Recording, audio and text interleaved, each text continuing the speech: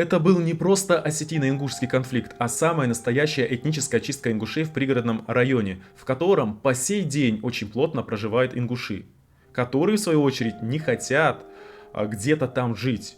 Они хотят жить на землях своих предков. Почему вы хотите жить на своих исконно исторических землях? Потому что вообще не только для ингушей, вообще в целом для кавказцев земля — это что-то большее, чем просто место проживания.